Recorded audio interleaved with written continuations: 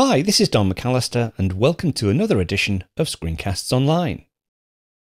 Following on from the recent part 2 of the ScreenFlow Foundations tutorial, this week I'll be taking a final look at some of the other features of ScreenFlow 8.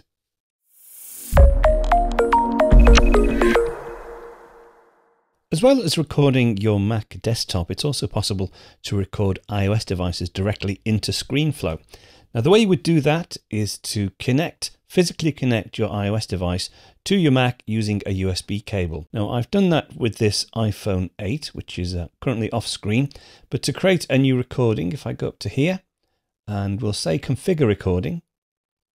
Now I don't need to record my Mac desktop at the moment, so I'll switch that off, but you'll see here SCO's iPhone 8 Plus has been detected, and this will record both the audio and the video simultaneously. So if I select that, I don't need to record from my FaceTime camera. I did get a query actually by somebody asking, how do you do a video with yourself on screen? Well, basically you would just switch on your FaceTime HD camera or any other USB connected camera to record live video and incorporate that in a separate video channel.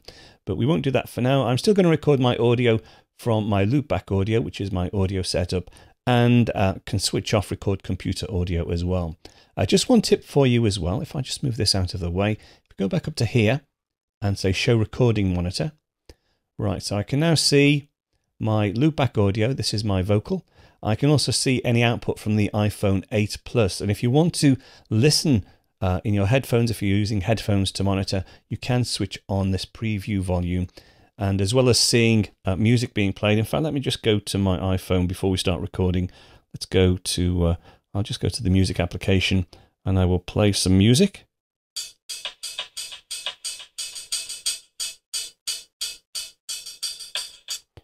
Now hopefully that will have been picked up in this recording that I'm doing, but we'll check that out shortly.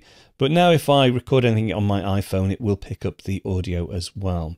So let me just close that down. I won't keep the monitor going. And over here, right, we're ready to go. Now what I'm going to do, because this is a numbers demo, I'm going to go across to numbers on my iPhone. Now unfortunately you won't see the recording of the iPhone until I've finished, but I'll talk you through what I'm doing on the iPhone and then we'll have a look at how it's been recorded. So if I just start recording, so it's recording the loopback audio and my iPhone 8 Plus. Give it a few seconds, here we go.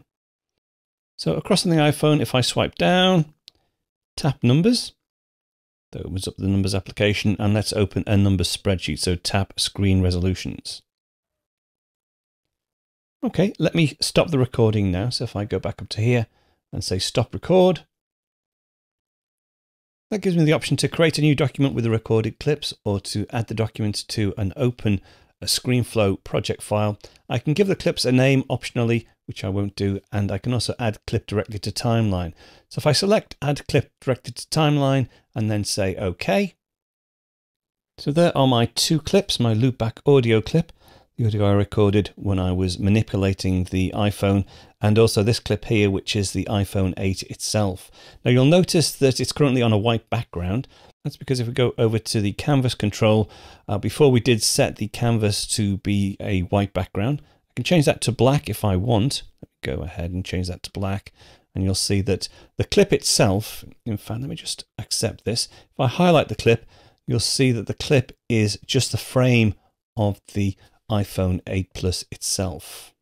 Now, as with any other video clips, I can grab these handles to resize, or I can crop the clip. I just deal with it exactly as I would any other ScreenFlow captured clip. Let's just play this through and see what it looks like. So across on the iPhone, if I swipe down, tap numbers, that opens up the numbers application, and let's open a numbers spreadsheet. So tap screen resolutions. Now I'll stop it there because the next command is when I said I'll go ahead and close down the recording. So we don't really want this end part. So I can just press I to select an in point. The out point is the end of the clip, and then command backspace to delete that.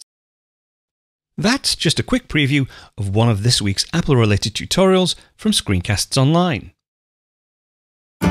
Screencasts Online is your premium source of Apple-related video tutorials.